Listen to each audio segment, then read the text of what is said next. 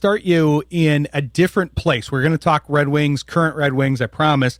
But we were talking about, I know you have a lot of experience. I was telling the audience that you have your hands in a lot of different things right now. You've got the Flying Octopus Pod, which is how we connected. But I was actually looking at your LinkedIn the other day, and you have extensive experience in a lot of high-end TV and production places here, and a lot of big names, Rich Eisen and the Red Zone, and entities that people are very familiar with. And we were talking about broadcast rights. I'm not going to assume you're an expert in everything in TV because you produce TV, but I'm curious about your experience on the TV side and the production side, and would kind of like to start there so people can know a little bit more about your background. Yeah. Well, I've been in Los Angeles. I moved from Plymouth, Michigan, about 25 years ago, 26 now, and came out to work, got into it with the NFL on Fox, was with them for a bit, and then I got reeled into the Red Zone channel and was one of the first producers on that show. It's crazy how long it's been. You know, we didn't know what it would be at the time, but it honestly took off pretty well, I'd say. And yeah, along the way, that was with working with DirecTV, AT&T, and then we started bringing in shows like Rich Eisen and Dan Patrick. So worked with them for about 10, 11 years. So yeah, I've been around the NFL for a bit here. I'm interested to talk to you about that more when we have you, because we're going to have Evan on the Shane Graham's Extra Points here as well, because we're going to be talking some football with them. So I think that'll be interesting, especially with Shane in studio, talking more about the football production side of things. I'll have a lot of Red Zone questions for you by the time we get there, because that's an interesting subject matter unto itself, and then we can maybe have more of a discussion about the TV part. But you've got a lot of bona fides that you're very modest about, so I wanted to make sure to get those out there. But the reason Evan's here is he's on the Flying Octopus Pod. He does a lot of good work with that, with other friends of the show, Devin and Tony, and so I want to get your takes, because you didn't get a chance to talk about the current Wings situation. And from when you came on the show a couple weeks ago, it's changed a little bit. They've been good all season. They've been scuffling a little bit. I'm thinking this Olympic break, is very timely for them. Edvinson needs to rest. They need to regroup and see what they want to do with the trade deadline. And they've kind of been the kings of the 1-goal game here for most of the season, but some of these games have trended away from being anywhere close to 1 goal on the bad side a few times. Yeah, they've hit a little rough patch here, and I think it was bound to happen. I don't think the sky is falling yet. Still in a playoff spot. I think if you asked any Red Wings fan before the season started, did you think that they would be in the position that they are heading into the Olympic break? You know, they currently have the third most points in the Eastern Conference. They've also played, after tonight, will have played the most games in the Eastern Conference as well, so that's something you got to remember. But yeah, I think this is the first time they've lost 3 games since mid-November. And Simon Edvinson is, you can arguably say, and we talk about this a lot on our show, is probably one of the 4 or 5 most important Red Wings players. Getting him back and healthy, you could say the Olympic break came just at the perfect time. Like you said, they really need him back. And I'm glad that he didn't even end up in playing for the Olympic team in Sweden, because this month off that they're going to have here, basically a month, is going to be very key in getting him healthy, because he's someone that they're going to need down the stretch. We know that their defense outside of Seider and Edvinson and Axel Sandin-Pellikka, who's starting to get sheltered minutes now, because he's at the point in his rookie year where he's played more games than he's ever played. And you talk about that rookie wall we all mentioned. I think they're trying to shelter him more. I do hope a trade's coming here soon. The trade freeze for the Olympic break goes into effect on Wednesday at 3 p.m. Eastern. So it'll be interesting to see if something happens before that. I'm not so sure it does. You know, we listen to all these media pundits, and they have the Red Wings tied to all these big names yet, but I'm not sure Yzerman's ready to take that big swing yet. And you can look at, these past couple games, especially against the Colorado Avalanche. The Red Wings aren't ready for big time yet. I don't think it's time for that big move. So if they can get somebody to hopefully solidify, hopefully have something on the second pairing that they could probably play with Ben Sherratt. Just it's not something that's it's going to like blow your mind, but someone just solid defensively, because that's what this team needs right now. As far as the top six, I think they really could look at a forward in the top six. But again, I'm not sure where Yzerman. He said over and over again he's here to play the long game. And just it's not exactly breaking news, but the Red Wings aren't going to win the Stanley Cup this year. And I still think they're building. They initiated 3 rookies at the beginning of the year into the system, and now there's only 2 playing regular minutes. But the Red Wings still have some work to do. The main thing that's been really great this year about Detroit is John Gibson, who didn't have the hottest start, but now in the last month or so, he is the goalie that the Red Wings wanted to bring in to solidify that position, because they haven't had a consistent goaltender in a long time now. And Gibson's been that guy who has come in. He has stolen games for the Red Wings. He stole that one in the Sergei Fedorov retirement night. His presence back there is making me more optimistic about how this season will play out. So I'm glad to see that he's going to get some rest right now. Again, Olympic break couldn't come soon enough, and the Red Wings are going to have a very interesting run those last 30 or so games.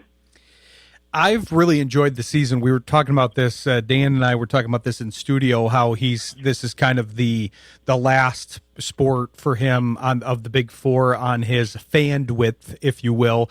But he has been getting into it, and I think this is the time. I know people have a tendency to be slightly fair weather with their fandom, not necessarily in that they don't like the team if they're not as good, but they don't watch them as much. And this is a team on the rise. I think you guys have covered and dealt with a lot of the ups and downs that have happened over the last few years. But with Yzerman taken over, he's had to institute his so-called Yzer plan and stock the cupboards up and get young guys in there. And as you mentioned, Evan, it's starting to come to fruition. They've got 3 guys now that you talked about that came to this level, and you're seeing a lot of young guys as a whole. They might have a couple of the older guys in the NHL, but I got to imagine the average is still one of the youngest teams, because even with Kane and Talbot and Van Riemsdyk, they've got a lot of younger guys on this team, bringing the average down, and you can tell it's starting to come together. I agree with you that they're not necessarily, the goal this year has got to be the playoffs as a whole, and it'd be great to maybe win a series, but they're likely not going to make a cup run. But it'll be interesting to see what they do for a trade. You kind of covered that a little bit, but the first thing I want to ask about what you said last here is you talked about Edvinsson being one of the top 5 most important players. I'm curious if you have some other people kind of filling that out, maybe that would surprise. I agree with you, and I thought that's where you were going to go with that, but there's some obvious ones in there, but I'm curious who you guys discuss as maybe kind of an underrated important player like Edvinsson. Oh, that's as far as the team, I mean, you can't really say that. I'll tell you who I've really loved play lately is the play of Elmer Soderblom. I think he's really come into his own the last few weeks as far as being underrated. I really like his physicality, his length, the way he can battle down low across the boards. You can't, if you're an NHL defenseman, you can't really predict that kind of length behind you. So he's really great at stick lifts and just the guy that grinds and gets in the middle and digs out that puck for the forwards. I've really been impressed with his play these last few weeks, and you're seeing him get scratched less and less often. But, I mean, as far as I think Sherratt has been very underrated this season. We just got his big contract last week. It was great to see him score the goal on Patrick Kane's tie-breaking goal to pass Modano for the most points by a U.S.-born player. Obviously, he's not going to be a guy you rely on for defense, but it was good to see that for all the Sherratt haters out there that didn't like that contract. I think he's had a pretty solid season from a physical standpoint, standing up for his guys. So, we talked on our podcast this week with Devin Little and talked about him kind of like being the dad of that Red Wings locker room. He's an older defenseman. He's been around the league, and he's kind of a a mentor for some of these younger guys, younger defensemen that have been coming up, because most of the Red Wings defense is young, and I think he's been a bright spot as of recently. That it's guys like that, but I think, you look at James Van Riemsdyk and what he's done this season. I mean, you can arguably say he's been the Red Wings, Steve Yzerman's best veteran free agent signing that he's brought over so far. So I think, once we get to that trade deadline, I don't know that what the big names that are available that Yzerman's going to want to do. He's not going to want to bring in somebody with, he's not. I don't think this Panarin thing that everyone's talking about. I don't think Artemi Panarin has any interest in coming to Detroit. I think he wants to go to a Cup contender. He's 35, but I think Yzerman is going to be looking for somebody with term. So maybe somebody a little bit younger, probably an older veteran. But that's something that we won't see for down the road. And then again, I hope they can add some kind of second pairing defenseman. It doesn't have to be a home run. It doesn't have to be somebody where you give up a ton of assets yet. But I think that you worry about that during the summer. And you play with what you have right now, minus, seeing what you can upgrade somewhat in your second pairing and your top six. That sounds like a great plan to me. I want to come back after the break and discuss it a little bit more, because I think people get a little too there was the Quinn Hughes thing. There was a lot of different rumors, and it's nice to fantasy book these teams, especially when you don't have to pay for it or give away assets or do any of that stuff. But I like the pace that they're going at, even though it's slower and steadier. So we'll come back and talk about that with Evan. Stick with us. You're listening to Sports Intel on Jethro FM. From the GarbarinoRoofs.com studios in Granville. Country with a twist. Jethro FM. 1530 AM. WYGR Wyoming Grand Rapids. 94.9 FM Grand Rapids. 99.5 FM Lowell. And Jethro South. 980 AM WAKV Otsego Plainwell. 98.9 FM Otsego. And 105.1 FM Kalamazoo. Available worldwide at jethro.fm. Happy to bring back Evan here for a second segment, having a good conversation about the Wings and kind of their plans headed into the break. I think there's a few reasons, Evan, that they're going to be buyers. One, they've trended the right way to be buyers. They've earned the chance to be buyers. Also, I didn't think that they would get past this deadline, especially with what happened at the last one, without making some sort of move to try to improve the team, because that gained a lot of traction with Larkin and others making comments, especially after the season, but at the time as well. Now you've got a lot more stability on the team. You've got McClellan and his group firmly in charge. They had to come into town as kind of renegades, outlaws, and try to improve the team and figure things out. Now they've done that. They've had a full off season, and I think the other reason is in that off season, Yzerman has had a very good offseason as far as his acquisitions have gone. I mean, you mentioned JVR, you mentioned some of the other young guys that they pulled up and that they've developed recently. I think some of the other lower key signings like in Appleton or Bernard Docker, they're getting good value out of those guys. And then you mentioned the trade for Gibson, which is now trending towards, at first it was like, okay, this is like a B+ trade. Then it was hard to see who was 1A and 1B with him and Talbot, and now with how he's been playing, that's been a home run here so far. So I think that's the other reason to say, okay, maybe we do take a shot, not a big shot like you said, but a shot at acquiring players that they think will kind of fit that same model. Yeah, and that's what I think. I think anyone expecting Yzerman to take like a big swing, the thing, like I said, I think Quinn Hughes might be a Red Wing had he committed to an extension. We heard that he wasn't ready to commit to an extension. I think I said Yzerman wants somebody with term, and he wants someone that's not going to be. He's not getting rentals. They're not in a rental position. They're not a Colorado. They're not a Tampa Bay. They're not a Carolina Hurricanes. They're a team that is still growing and still learning how to win. I mean, at this time next year, I think the team's going to look significantly different, especially when you consider the defense. At this point where they are, I think you want an Axel Sandin Pellikka's minutes even sheltered. I mean, the other night he only played 11 minutes.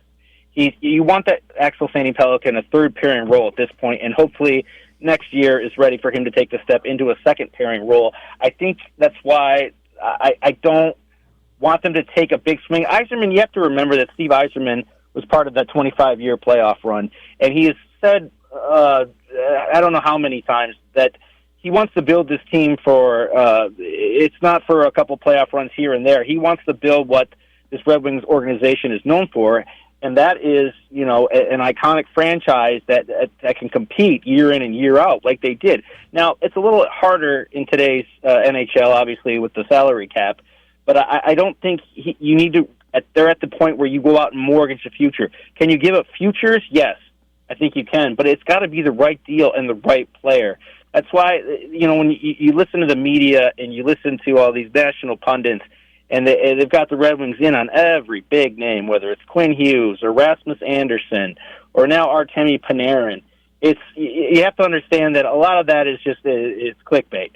I've worked in media long enough to know that people want to talk about what could be or what could happen, and I just realistically don't think the Red Wings are at that point, like they were in 1996-97 when they went out and got a Brendan Shanahan, to put them over the top. I just don't think the Red Wings are there. I think they have the foundation, but it's still going to take probably another offseason where they're really competing and maybe winning a playoff series. But for this season, I don't know that big swing's there. If that player is available, that's a different story. But right now, a second pairing defenseman who can solidly lock it down defensively. I'm thinking about like a Marcus Pettersson from Vancouver. You look at Calgary, maybe a Mackenzie Weegar. There are names to be had that won't not cost prime assets. And, even though the Red Wings have built up this huge pool of assets, they're still not ready to blow them all unless it's for the right player. So, you hear about Artemi Panarin. That's he's a 35-year-old guy looking for a big extension with $50 million.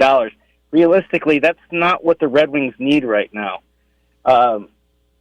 It's going to be interesting to see what Yzerman does because he keeps everything close to the vest. You're not going to find out, what he's thinking or what he's doing or who he's talking to. But I definitely think there'll be buyers. I want to temper expectations because I don't think it's going to be the big swing that a lot of people are hoping for.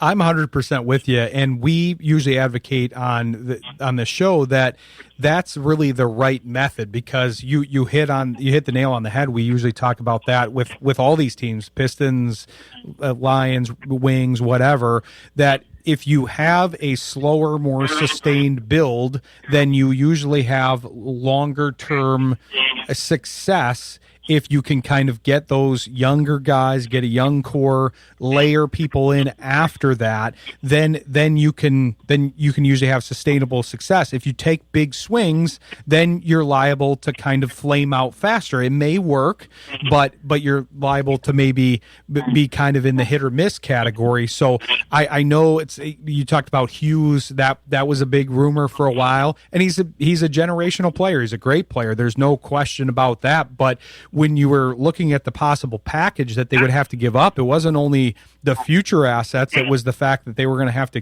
give up guys that they'd now have to fill their roles on the team. And these are guys that you're hoping to get reinforcements for that maybe either send them down the line or have backups behind them on the prospective lines that reinforce and make the team better overall. So now you're really thinning out your current cadre of players, not only your future cadre of players.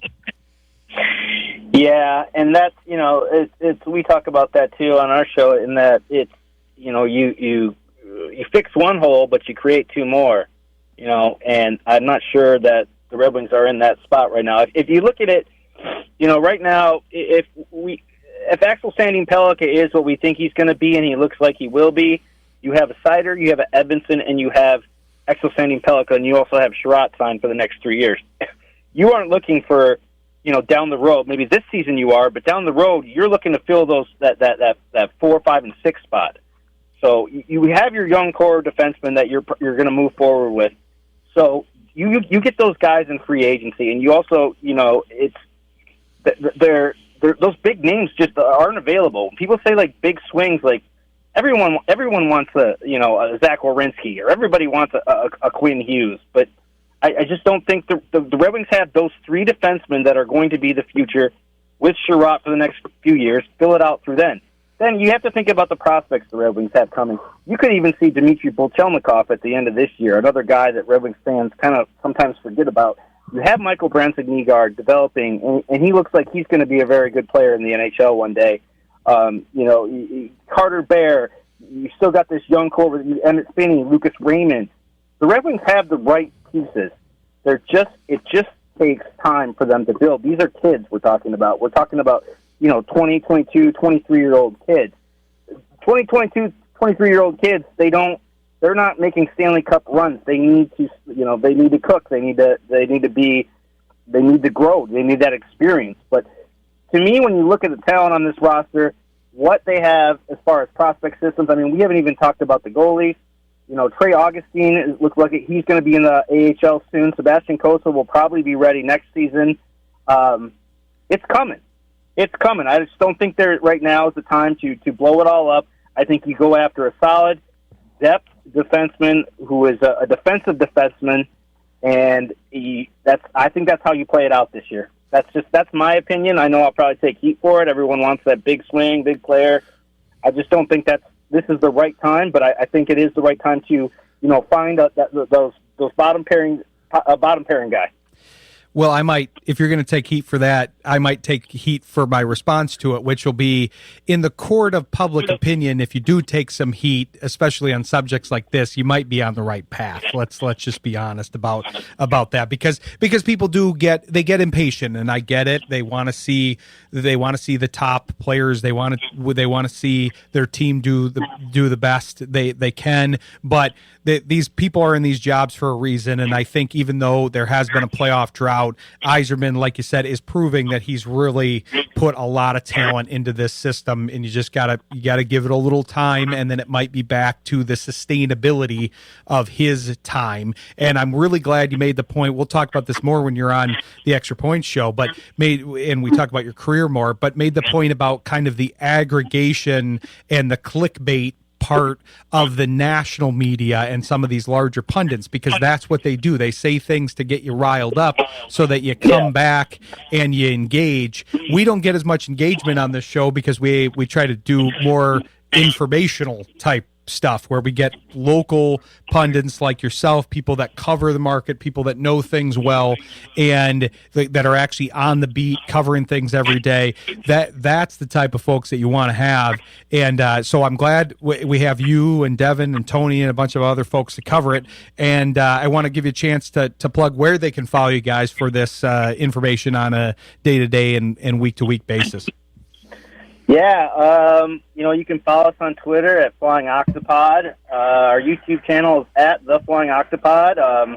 We're putting out stuff, daily, a lot of Red Wings updates, opinions. We're all over the place. We've kind of collaborated a little with Hockeytown West podcast that's there in Grand Rapids, who they cover the Griffins and actually the Toledo Walleye as well. They're great guys if you're not following them too. That's basically it.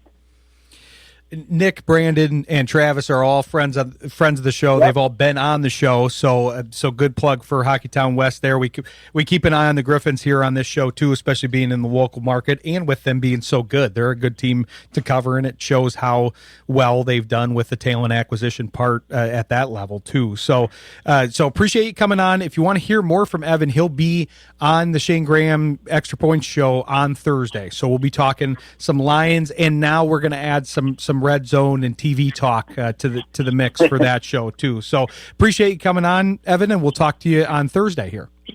Thanks for having me. I really appreciate it. All right. Thanks, Evan. Talk to you soon.